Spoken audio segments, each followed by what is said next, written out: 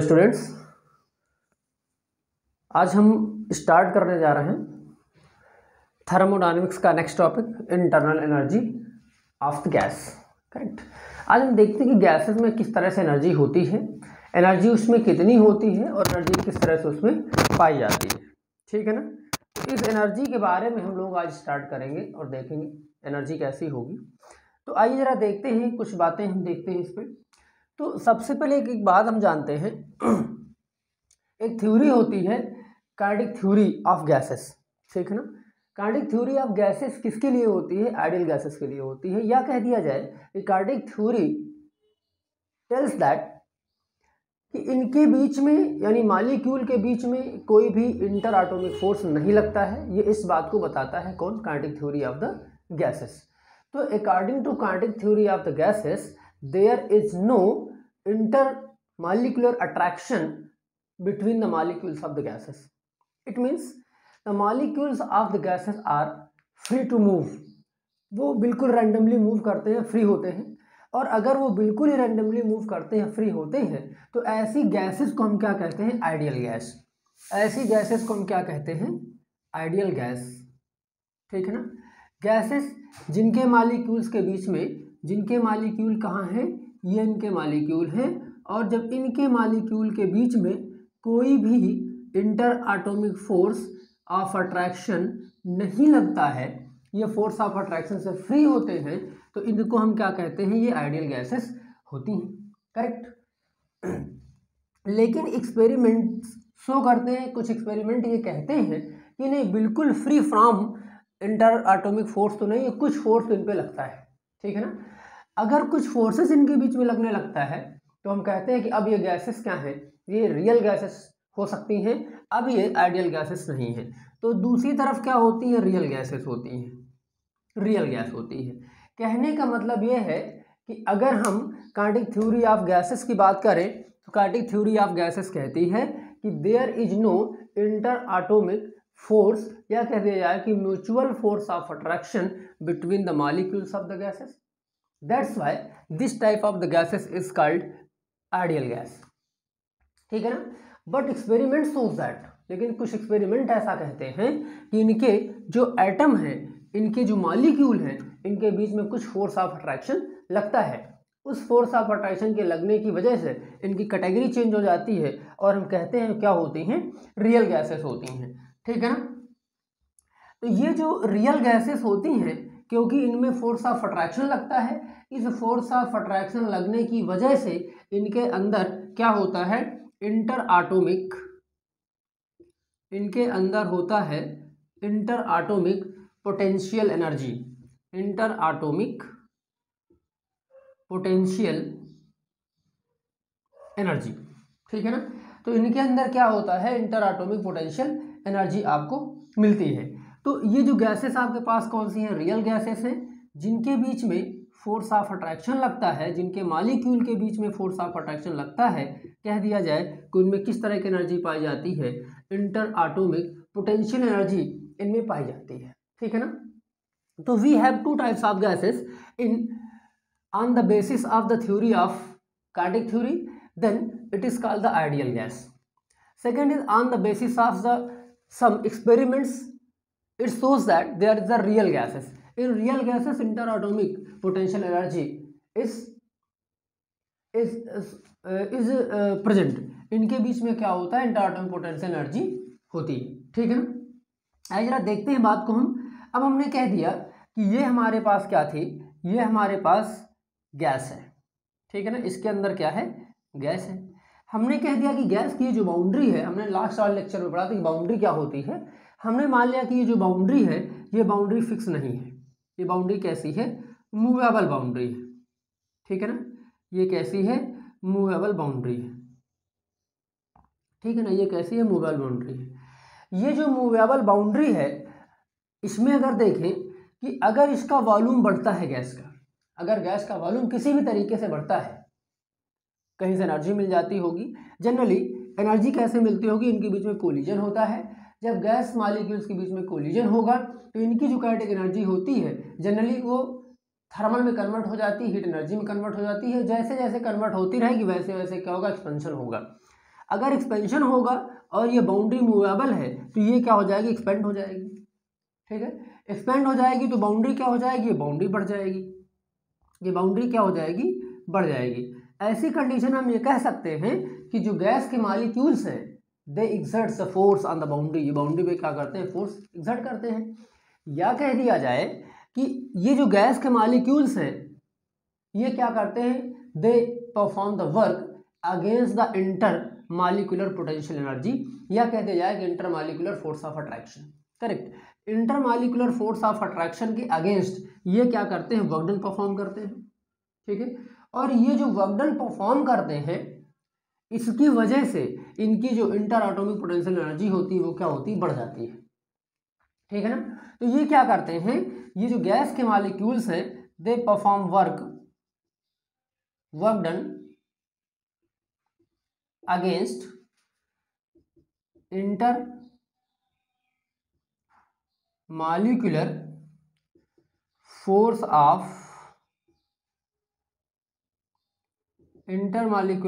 Of attraction, इनके against क्या करते हैं, ये वर्क करते हैं।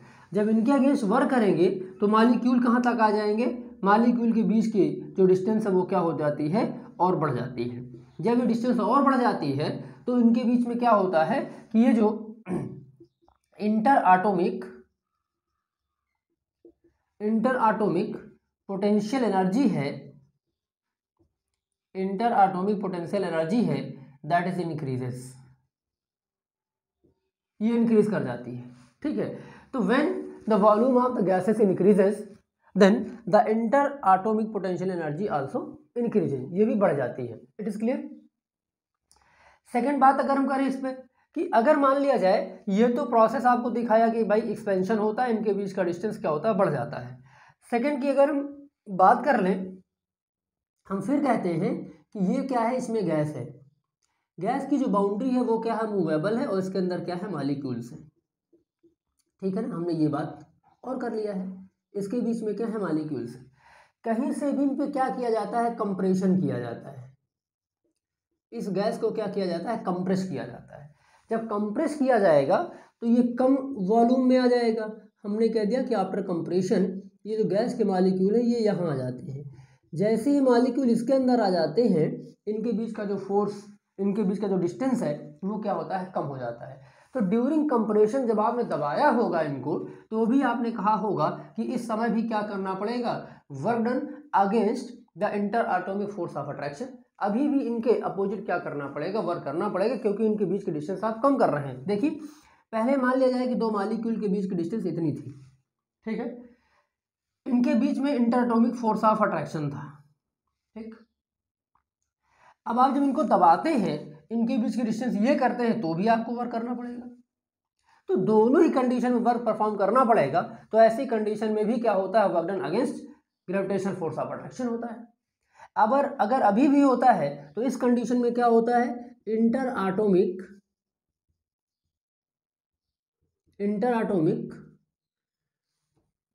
पोटेंशियल एनर्जी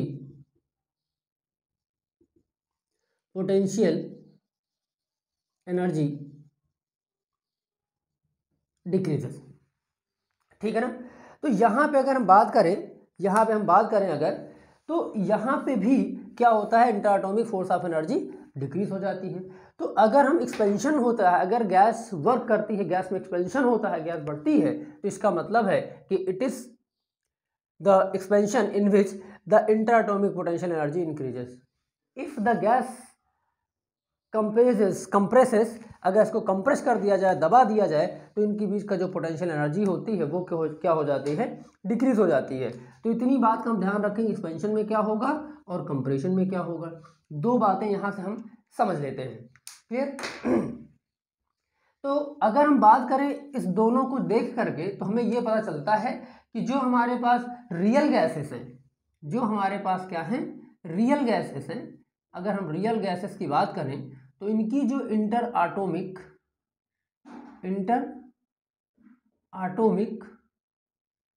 पोटेंशियल एनर्जी है, इंटर आटोमिक पोटेंशियल एनर्जी है, this is the function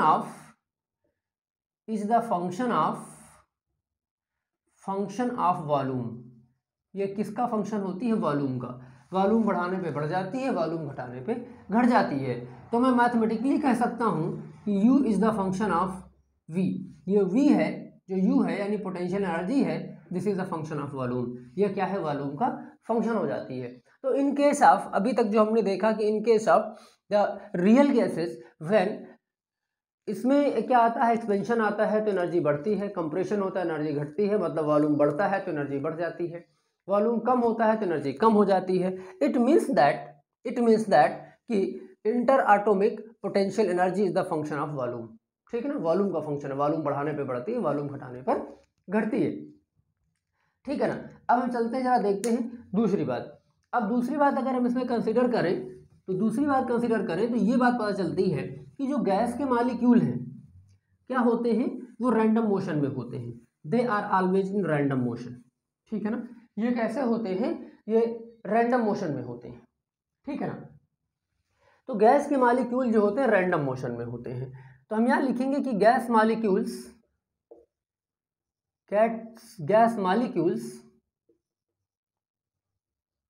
are always in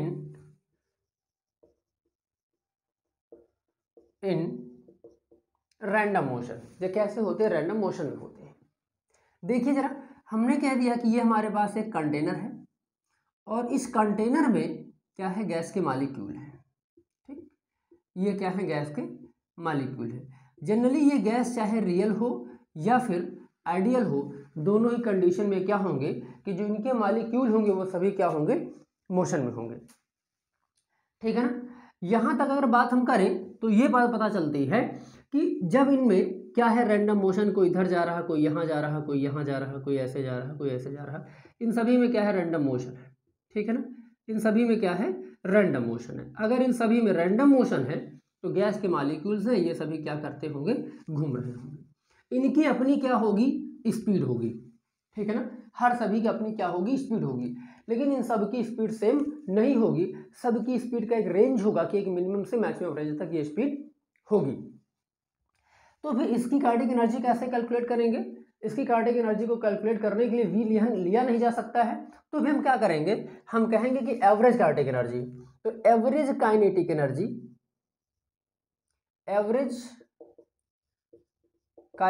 energy of the gas is equal to half mv square bar. इसका बार इसलिए लगा दिया क्योंकि ये सबकी एवरेज वैल्यू होती है, that's why half mv square bar. Correct. लेकिन एक चीज और भी आती है कि काइनेटिक थ्योरी जो कहती है वो ये कहती है, by the kinetic theory of the gases, average kinetic energy of the gas is equal to. देखिए अब बात आती है कि अगर मान लिया जाए इसका जो टेम्परेचर है वो T है, तो इसकी काइनेटिक एनर्जी कितनी होती है? 3/2 kT। ठीक है, ये किससे आई है? ये काइनेटिक थ्योरी ऑफ गैसेस से फार्मूला आया है, ये हम kTg में पढ़ते हैं। ठीक है, तो ये एक फार्मूला हमारे पास आता है, T is the absolute temperature of the gas, gas का टेम्परेचर है। तो यहां से अगर देखा जाए तो मैं ऐसा कह सकता हूं कि half mv square bar is equal to 3/2 kT। ये एक हमारे पास इक्वेशन आ जाता है। ठीक है ना। In this equation if we increase the temperature, speed of the molecules of the gases is also increases, that's why the kinetic energy increases. So on increasing the temperature, kinetic energy of the gas molecules is increases। यह कह दिया जाए कि temperature के बढ़ाने पर average kinetic energy जो gas की होती है, गैस मॉलिक्यूल की होती है, क्या होती है? वो बढ़ जाती है। ऑन डिक्रीजिंग द टेम्परेचर को कम किया जाता है तो यही एनर्जी क्या होती है? ये डिक्रीज हो जाती है। तो एक बात यहां से समझ में आती है कि अगर हम गैस को देखें, गैस की एनर्जी को देखें, तो ये टेम्परेचर का भी फंक्शन है, because it is depend on the temperature. ये टेम्परेचर पर इसकी डिपेंडेंसी होती है। तो यहां से क्या ऐसा कह लिया जाए कि average kinetic energy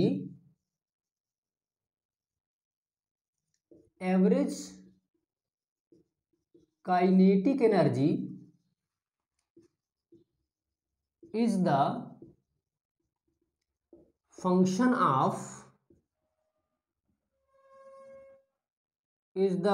of temperature. ये टेम्परेचर का फंक्शन है, करेक्ट। तो मैं ऐसा कह सकता हूं कि जो यहां पर एनर्जी है that is the function of temperature, ये टेम्परेचर का फंक्शन है, ठीक है। बाई बोथ द एक्सप्लेनेशंस, जो हमने पहले कर लिया और जो हमने अभी कर लिया, अगर इन दोनों को कंबाइंड किया जाए तो ऑन कंबाइंड हम ये कह सकते हैं, इसको आप इक्वेशन नंबर 1 कह दीजिए और इसको अगर इक्वेशन नंबर 2 कह दीजिए, तो हम ये कह सकते हैं कि by equation 1 and 2 we can say that कि energy is the function of, यानी internal energy is the function of temperature and volume. किसका होती है? टेम्परेचर और वॉल्यूम दोनों का फंक्शन होती है। इसकी हम बात करें तो ये क्या होता है? वॉल्यूम। इसकी हम बात करें तो हम इसे क्या कहेंगे? टेम्परेचर, ठीक है ना। तो यहाँ पे अगर बात किया जाए तो जो इंटरनल एनर्जी है this is the function of temperature and volume both, ये दोनों का क्या होती है? टेम्परेचर और वॉल्यूम का क्या होती है? फंक्शन होती है, ठीक है ना। इतनी बात हमने यहाँ पे कर लिया। अब अगर हम बात करें कि केवल ये गैस आइडियल है और केवल ये गैस रियल है, ठीक है ना। अगर हम कहें कि ये बात दोनों में ही, यानी एक बार हमने कह दिया कि भाई रियल गैस है, एक बार हमने कह दिया कि आइडियल गैस है, तो for ideal gases U is the function of temperature, क्योंकि आइडियल गैसेस में कोई भी म्यूचुअल फोर्स ऑफ अट्रैक्शन नहीं होता है, जिसकी वजह say that is not the function of volume, क्योंकि उसमें फिर इंक्रीज या डिक्रीज करने से उनके बीच का अट्रैक्शन या रिपल्शन होने का कोई मतलब नहीं होता है। अट्रैक्शन में कोई चेंज होने का कोई मतलब नहीं, क्योंकि अट्रैक्शन तो ऑलरेडी जीरो है। तो इसलिए जो आइडियल गैस है that is the function of temperature only. Why? Because the ideal gas is only in kinetic nature, उसके जो मॉलिक्यूल होते हैं वो केवल काइनेटिक नेचर के होते हैं। इसकी वजह से जो फंक्शन होगा वो किसका? टेम्परेचर का होगा। दूसरी बात हम अगर कह लें यहाँ पर तो हम कहते हैं फॉर रियल गैसेस, ठीक है ना। हम बात कह लेते हैं फॉर रियल गैसेस की बात अगर किया जाए तो this is the function of temperature and volume both, ये दोनों का फंक्शन होती है। इतनी बात हमने यहाँ पर जान लिया। In generalized form what is the internal energy, internal energy की बात किया जाए कि ये होती क्या है, ठीक है ना। अब देखिए जरा, अगर काइनेटिक एनर्जी है तो भी गैस के अंदर है, पोटेंशियल एनर्जी है तो भी गैस के अंदर है, तो हम ऐसा कह सकते हैं कि total energy of the gas molecules is called internal energy of the gas molecules, क्योंकि जितनी भी एनर्जी होगी वो कहाँ होगी? वो सभी गैस के मॉलिक्यूल में होगी। तो गैस के मॉलिक्यूल की एनर्जी जो टेम्परेचर की वजह से है वो, जो वॉल्यूम की वजह से है वो, दोनों एनर्जी क्या है? गैस मॉलिक्यूल की है। तो मैं ऐसा कह सकता हूँ कि total energy of the gas molecules is the sum of the kinetic energy and inter atomic potential energy, ये दोनों का क्या होती है? सम होती है, करेक्ट। इतनी बात हमने इसके बारे में कर लिया है। नेक्स्ट थिंग आता है हमारे पास अब पीवी डायग्राम, ठीक है ना। अगली बात हम करते हैं किसकी? पीवी डायग्राम की करते हैं। आइए अब हम बात करते हैं भाई पीवी डायग्राम क्या होता है। सबसे पहले तो हम बात करें कि भाई इंडिकेटर डायग्राम क्या होता है। इंडिकेटर डायग्राम, ठीक है ना। इंडिकेटर डायग्राम के बारे में बात किया जाए तो जरा देखिए क्या होता है। जनरली अगर हम किसी सिस्टम की बात करें, हम किसकी बात करें? जनरली अगर हम किसी सिस्टम की बात करते हैं तो सिस्टम को करेक्टराइज करने के लिए, सिस्टम के बारे में बताने के लिए क्या होते हैं? कुछ थर्मोडायनेमिक वेरिएबल्स होते हैं। क्या होते हैं? कुछ थर्मोडायनेमिक वेरिएबल्स होते हैं, ठीक है ना। थर्मोडायनेमिक वेरिएबल्स को मैथमेटिकली रिप्रेजेंट करने के लिए क्या होता है? थर्मोडायनेमिक इक्वेशन या इक्वेशन ऑफ स्टेट होता है, ठीक है ना। क्या होता है? इक्वेशन ऑफ स्टेट होता है। अच्छा, इक्वेशन ऑफ स्टेट क्या होता है? PV is equal to mu RT, या कह दिया जाए कि 1 मोल गैस के लिए PV is equal to RT हो जाता है। यहाँ पे ये क्या होता है? थर्मोडायनेमिक वेरिएबल प्रेशर होता है, वॉल्यूम होता है और जनरली क्या होता है? टेम्परेचर होता है। ये सभी क्या होते हैं? थर्मोडायनेमिक वेरिएबल्स होते हैं, ठीक है। तो मैथमेटिकली किसी सिस्टम को रिप्रेजेंट करने के लिए क्या होता है, इक्वेशन ऑफ स्टेट होता है जो थर्मोडायनामिक वेरिएबल के टर्म में लिखा जाता है। अगर हम बात कर लें कि ये इंडिकेटर डायग्राम क्या होता है, अगर किसी भी थर्मोडायनामिक सिस्टम को रिप्रेजेंट करने के लिए हम ग्राफिकल वे अपना लें, ग्राफिकल तरीका हम कर लें, तो वो क्या होता है, इंडिकेटर डायग्राम होता है। तो जनरली इंडिकेटर डायग्राम जो होगा वो भी किसके बीच में होगा, वो भी थर्मोडायनामिक वेरिएबल के बीच में क्या होगा, एक डायग्राम होगा, ठीक है ना। और इस इंडिकेटर डायग्राम में भी हम जनरली किसको पढ़ते हैं, हम पीवी डायग्राम को पढ़ते हैं, ठीक है ना। हम बात किसकी कर लेते हैं, पीवी डायग्राम की कर लेते हैं, ठीक है ना। अब आइए जरा मैं फिर से वापस इसी पे चलता हूँ कि सोचिए ये जो हमारे पास इक्वेशन ऑफ स्टेट है PV is equal to R T, इनमें से कोई भी दो आपको पता हो, हमने कह दिया कि हमको दो चीज़ें पता है, पी और वी पता है, तो तीसरे को हम कैलकुलेट कर सकते हैं, क्योंकि जो आर है ये क्या है, कांस्टेंट वैल्यू है, तो हम तीसरे को क्या करते हैं, निकाल सकते हैं, ठीक है ना। तो इन दोनों को मिला करके जो नॉन वैल्यूज है इनसे में ग्राफ प्लॉट करते हैं, और उस ग्राफ की प्लॉटिंग से किसी भी थर्मोडायनेमिक सिस्टम के बारे में बताते हैं, ठीक है। या कह दिया जाए कि जो अननोन होगा उसे हम कैलकुलेट भी कर लेते हैं। तो इंडिकेटर डायग्राम में हम क्या करते हैं, पीवी डायग्राम हम लेते हैं, ठीक है ना। तो पीवी डायग्राम जब लिया जाएगा तो देखिए जरा पीवी डायग्राम का होता क्या है, तो ये क्या होता है, एक ग्राफिकल रिप्रेजेंटेशन होता है, जिसकी वजह से हम क्या करते हैं, किसी भी थर्मोडायनामिक सिस्टम के बारे में स्टडी कर लेते हैं, उसके बारे में हम बता कर लेते हैं, या फिर हम कह लें कि उसके बारे में हम क्या करते हैं, उसकी कैरेक्टरिस्टिक्स को हम जान लेते हैं, ठीक है ना। तो आइए जरा पीवी डायग्राम की बात करें कि भाई पीवी डायग्राम है, याद रखेंगे हम, इसमें जो पी होगा वो वर्टिकल एक्सिस पर होगा और जो वी होगा वो हॉरिजॉन्टल एक्सिस पर होगा। तो इधर होगा वॉल्यूम और इधर होगा प्रेशर, ठीक है ना। एक तरफ वॉल्यूम होगा, एक तरफ क्या होगा, प्रेशर होगा। हमने कह दिया ये इसका जीरो है, ग्राफ कैसा बना है, हमने कह दिया कि ऐसा ग्राफ बना है, ठीक। इसका जो ग्राफ बनेगा वो इस तरह का ग्राफ बनेगा। क्यों बनेगा, ये एक दो वीडियो बाद आपको पता चल जाएगा ऐसा क्यों बनता है। ये हमने कह दिया ये इनिशियल पॉइंट सिस्टम का ये है ए है, और इसका जो फाइनल पॉइंट सिस्टम का है वो हमने कह दिया कि बी है, ठीक। इसका जो प्रेशर है वो हमने कह दिया P1 है, और जो वॉल्यूम है वो V1 है। इसका जो प्रेशर है वो P2 है, और वॉल्यूम कितना है इसका, V2 है, ठीक है। पॉइंट 1 ये है और पॉइंट 2 ये है। ये सिस्टम क्या होता है, 1 से 2 पर जाता है बाई ट्रेसिंग द ग्राफ, ठीक है ना। तो इसका मतलब है ग्राफ ऐसे जाएगा, ठीक। इसके करस्पॉन्डिंग जो पॉइंट आप देख रहे हैं ये, इसको हमने कह दिया कि P1 है इसका प्रेशर, और इसका जो प्रेशर वो कितना है, हमने कह लिया कि P2 है। इसके करस्पॉन्डिंग जो वॉल्यूम है वो कितना है, हमने कह दिया कि ये V1 है, और इसके करस्पॉन्डिंग जो वॉल्यूम आता है हमने उसे कह लिया कि वो क्या है, V2 है, ठीक है ना। अब अगर देखिए तो क्या होता है, यहाँ पे वॉल्यूम बढ़ता है, और प्रेशर क्या होता है, डिक्रीज होता है। पहले प्रेशर यहाँ है, अब प्रेशर यहाँ हो गया, ठीक है। तो एक ऐसा प्रोसेस जिसमें वॉल्यूम इंक्रीज होता है, प्रेशर डिक्रीज होता है, उसको हम कहते हैं एक्सपेंशन प्रोसेस। तो ये जो आप ग्राफ देख रहे हैं ये किसके लिए होता है, ये होता है एक्सपेंशन प्रोसेस के लिए। किसके लिए होता है, एक्सपेंशन प्रोसेस के लिए होता है। तो ऐसा ग्राफ जिसमें ये एरो आप देख रहे हैं इस तरह से आपको दिखाया जा रहा है, ऊपर से नीचे की तरफ जा रहा है, वो कैसा होता है, वो एक्सपेंशन प्रोसेस के लिए होता है, करेक्ट। दूसरा हम ग्राफ बनाते हैं, दूसरा ग्राफ हम और बनाते हैं। अब कहते हैं कि इस ग्राफ में इसका ये जो पॉइंट ए है ये इसका इनिशियल पॉइंट है, और जो पॉइंट बी है ये इसका क्या है, फाइनल पॉइंट है, ठीक है ना। यहाँ से ग्राफ, यहाँ से सिस्टम चल करके इसमें जो भी वेरिएशन होना है, जो भी इसमें चेंज होना, होते होते कहाँ आ जाता है, बी पर आ जाता है। इसके करस्पॉन्डिंग जो प्रेशर हमने कह दिया कि P1 है, वॉल्यूम V1 है। इसके करस्पॉन्डिंग जो पॉइंट है वो P2 और V2 है, प्रेशर और वॉल्यूम। यहाँ पे प्रेशर बेटा, यहाँ पे volume, correct.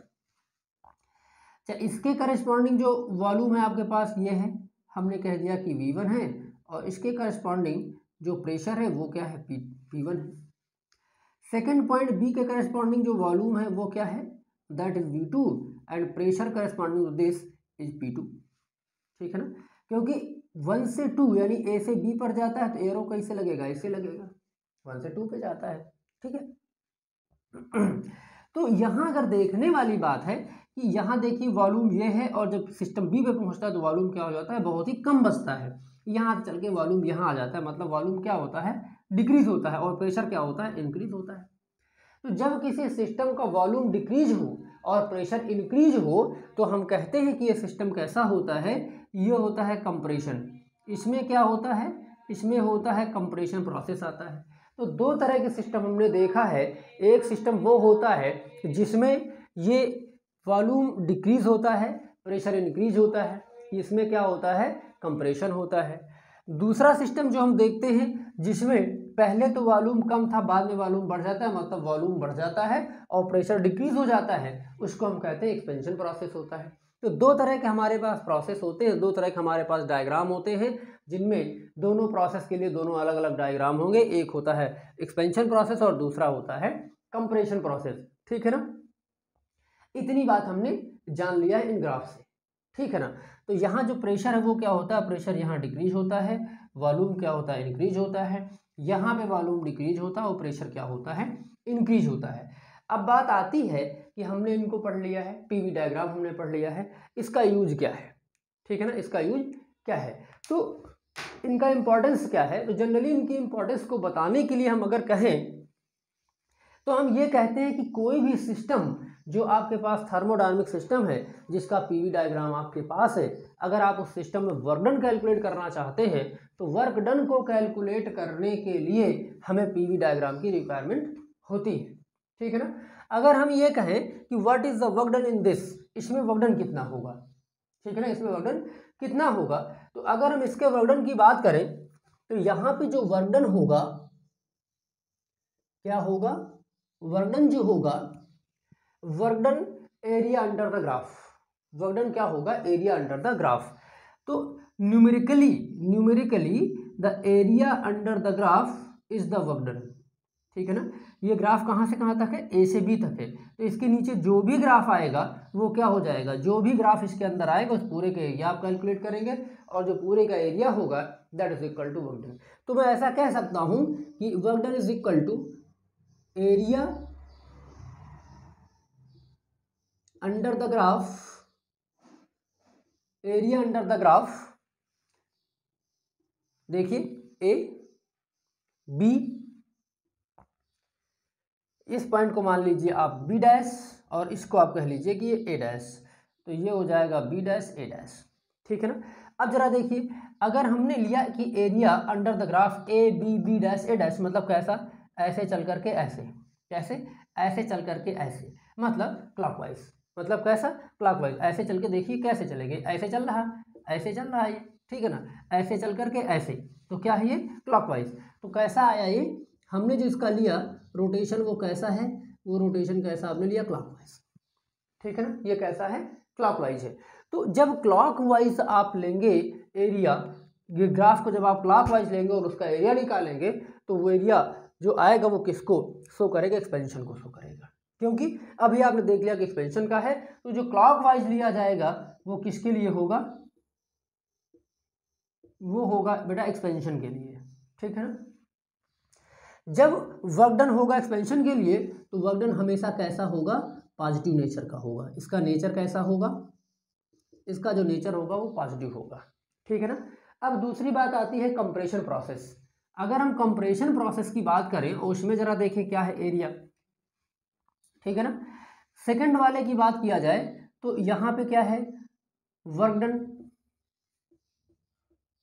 Work done is equal to area under the graph,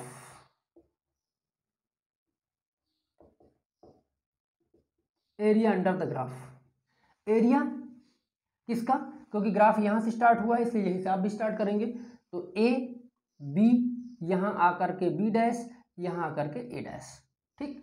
तो हमने कह दिया area under the graph, area under the graph कौन सा, A B B dash A dash, ठीक है ना, इसके नीचे का ग्राफ।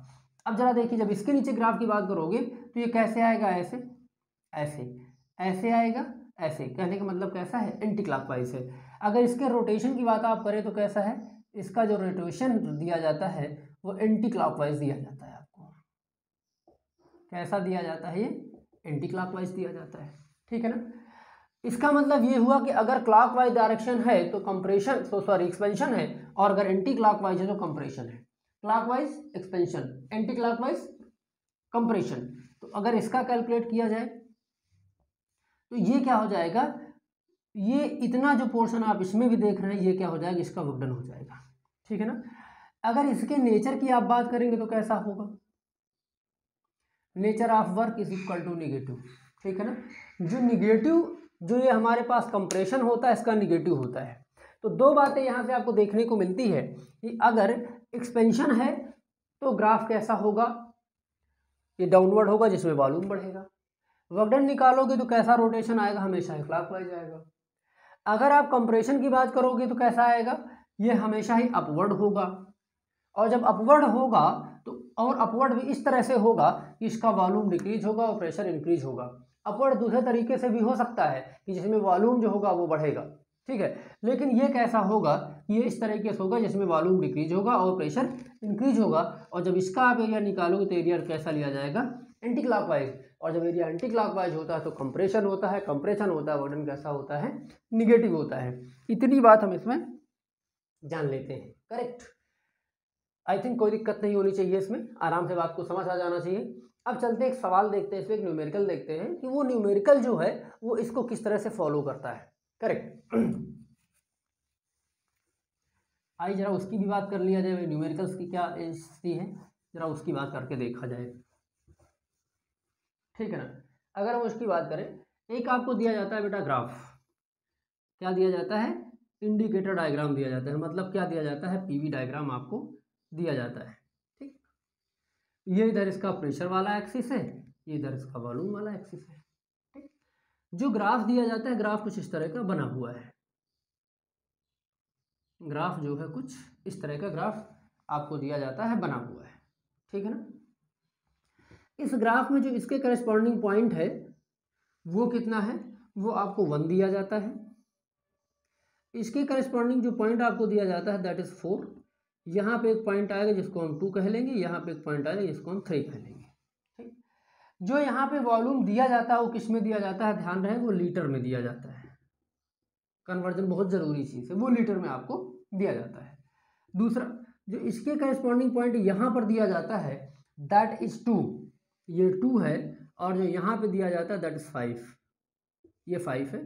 तो यहाँ पे 3 होगा, यहाँ पे 4 होगा और यहाँ पे क्या है 1 है। ये क्या है, इसका 0 है, ठीक। ग्राफ का जो नाम है वो क्या है, यहाँ से शुरू होता है, ए है, ये बी है, ये सी है और ये डी है। ABCD लिखने का तरीका कैसा है, क्लॉकवाइज है। तो हमने कहा भाई ये ग्राफ कैसा है, ये क्लॉकवाइज है। इतनी इन्फॉर्मेशन किसके बारे में दी जाती है, इस ग्राफ के बारे में दिया जाता है।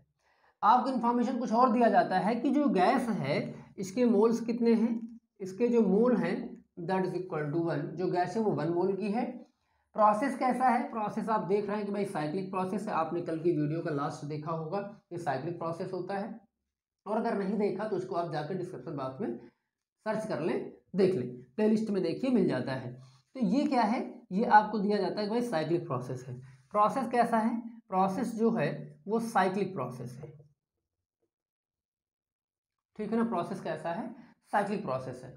फिर आपको दिया जाता है कि जो साइकिल है वो कैसी है, वो ABCD है, यानी कि वो कैसी है, वो क्लॉकवाइज है, ठीक है ना। एक रिलेशन आपको दिया जाता है कि जो यहाँ पे प्रेशर है वो किस में दिया जाता है, ATM में दिया जाता है। ATM मतलब एटमॉस्फेरिक प्रेशर में। तो दिया जाता है कि 1 ATM, 1 atmospheric pressure is equal to 10⁶ dyne per centimetre square, ठीक है ना। इसी वक्त और भी एक चीज़ लिख लें कि अगर लीटर को सेंटीमीटर क्यूब में बनाया जाए तो कैसा होगा। तो हम लिखेंगे कि 1 litre is equal to 10⁻³ centimetre cube, ठीक है ना। क्योंकि वॉल्यूम है तो आपको इतना लिखना पड़ेगा, ठीक है ना। अब हमें क्या चाहिए, कहता है बताइए वर्क डन कितना हो जाएगा। क्या बताना है आपको, वर्क डन बताना है। तो वर्क डन क्या होता है, work done numerically area encloses by encloses by the process. देखिए यहाँ पे ग्राफ नहीं है, यहाँ पे क्या है, प्रोसेस पूरा कंप्लीट है। अगर ये ग्राफ ऐसा होता, ऐसा, तो मैं कहता एरिया अंडर द ग्राफ, इसका एरिया निकाल लो, ठीक है। अगर मैं कहता कि ये ग्राफ कैसा है, ऐसा है, तो मैं कहता कि भाई एरिया अंडर द ग्राफ निकाल लो। लेकिन यहाँ पे ग्राफ नहीं, बल्कि क्या है, यहाँ पे एक प्रोसेस है कि हमने कह दिया कि भाई बंद है पूरा प्रोसेस, ये ऐसा है, तो area encloses by the graph, ठीक है ना। तो ध्यान रखिएगा कि ये जो साइक्लिक प्रोसेस है, यानी प्रोसेस जो साइक्लिक है या नॉन साइक्लिक है।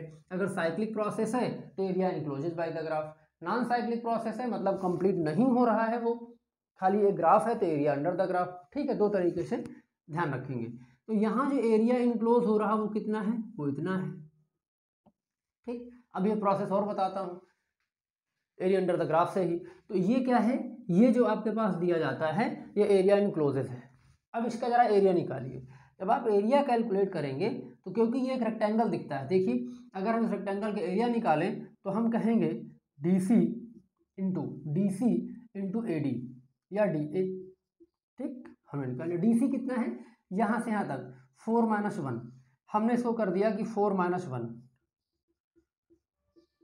इंटू ये कितना हो जाएगा 5 - 2,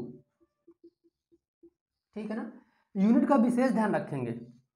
तो जब ये बनेगा 3, तो 3 क्या बनाइए, ये 3 बना लीटर, लेकिन बनाइए क्या इसको सेंटीमीटर क्यूब, इसलिए इसको आप क्या करेंगे 10 की पावर 3 से मल्टीप्लाई कर देंगे, क्या बन जाएगा सेंटीमीटर क्यूब बन जाएगा।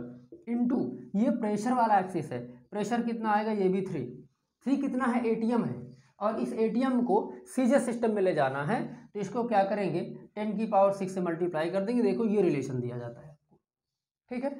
जब आप इसको सॉल्व करोगे तो ये हो जाएगा 9 × 10 to the power 9, 9 × 10 to the power 9, ये आपको यहाँ से मिल जाता है, ठीक है। और ये जो आएगा वर्क डन जो होगा W का सीजीएस यूनिट क्या होता है, दैट इज इक्वल टू अर्ग, ये अर्ग होता है, ठीक है। तो जब भी वर्क डन कैलकुलेट करना होगा आप क्या कहेंगे, area encloses by the graph. अगर आप चाहते हैं कि नहीं हम एरिया अंडर द ग्राफ से ही कैलकुलेट करेंगे, तो देखिए जरा, अगर आप एरिया अंडर द ग्राफ से ही कैलकुलेट करना चाहते हैं, मेरी बात को समझिएगा, मैं इसको थोड़ा हटाता हूं और दिखाता हूं कि एरिया अंडर द ग्राफ से आप कैसे बताएंगे, ठीक है ना। एरिया अंडर द ग्राफ, सोचिए जब एरिया अंडर द ग्राफ आएगा तो हम, क्योंकि ये जो लाइन आप देख रहे हैं वर्टिकल AD और BC, क्या AD और BC लाइन के नीचे कोई ग्राफ, कोई एरिया यहाँ इनक्लोज होगा। अगर वर्टिकल लाइन है, ये मार्कर दी गई है, तो मार्कर के नीचे क्या कोई एरिया होगा, मार्कर के नीचे एक पॉइंट होगा, पॉइंट का कोई एरिया नहीं होता है, मतलब वर्टिकल लाइन के नीचे कोई एरिया नहीं है, तो वो तो कैंसिल। दूसरी बात आपके पास ये आती है कि ये जो दोनों आपके दिए जाते हैं AB और CD, ये क्या हॉरिजॉन्टल लाइन के नीचे एरिया आएगा। अगर मैं AB के नीचे एरिया देखूं तो कितना आएगा, हमने कह दिया कि इसके नीचे आने वाला एरिया यहाँ से यहाँ तक है, किसके नीचे, AB के नीचे, अभी CD को हमने छोड़ दिया है, AB के नीचे, इसके नीचे जितना एरिया वॉल्यूम एक्सिस तक आएगा वो सब इसका एरिया है, ठीक। हमने कह दिया कि भाई वो A1 है, ठीक है। तो क्या करोगे, AB, इस पॉइंट को मान लिया जाए कि भाई ये C' है, इसको मान लिया जाए D' है, तो आप कहोगे AB C', D', इनका एरिया बताओगे, ठीक। एरिया कैसा लिया आपने, साइक्लिक प्रोसेस में अगर ऐसे लिया है क्लॉकवाइज है तो क्या शो करेगा, ये शो करेगा एक्सपेंशन होगा, ठीक। दूसरा क्या है, हॉरिजॉन्टल लाइन DC है, अगर हम DC के बारे में बात करें तो इसके नीचे का एरिया कितना हो जाएगा, इसके नीचे का एरिया इतना हो जाएगा, ये एरिया कैलकुलेट कर लीजिए। जब ये एरिया कैलकुलेट करोगे that will be A2 area कितना हो जाएगा, ये आपके पास हो जाएगा देखिए एरो कहाँ लगा है, C से D की तरफ एरो इधर आता है, मतलब ये ग्राफ कैसे जाएगा, ऐसे चलेगा, मतलब कैसा चलेगा, ये एंटी क्लॉकवाइज चलेगा। एंटी क्लॉकवाइज चलेगा तो क्या होगा, ये होगा कंप्रेशन। आप जानते हैं कि एक्सपेंशन वाला वर्क डन पॉजिटिव होता है, कंप्रेशन वाला माइनस में होता है, ठीक है। नेट वर्क डन कितना हो जाएगा, हमने कह दिया W is equal to A1 plus A2, A1 जो होगा वो पॉजिटिव होगा, प्लस में होगा A, और ये माइनस में होगा तो माइनस A2। सब्सट्रैक्ट करोगे तो कितना बचेगा, पूरा और माइनस इतना, कितना बचेगा, बीच का ये पोर्शन बच जाएगा, और यही क्या हो जाएगा, एरिया। तो ठीक है ना, चाहे आप इस तरह से कैलकुलेट कर लें और चाहे आप इस तरह से अलग अलग कर लें, जो पोर्शन बचेगा उससे आपको एरिया मिल जाता है, ठीक है ना। तो एरिया बहुत आसानी से कैलकुलेट हो जाता है। इस एरिया को कैलकुलेट करके हम वर्क डन की बात करेंगे। नाउ अब जो नेक्स्ट टॉपिक है work done during expansion process, isothermal process, adiabatic process, cyclic process, ये सभी प्रोसेस हम अगली वीडियो में देखेंगे और सारे प्रोसेस एक साथ।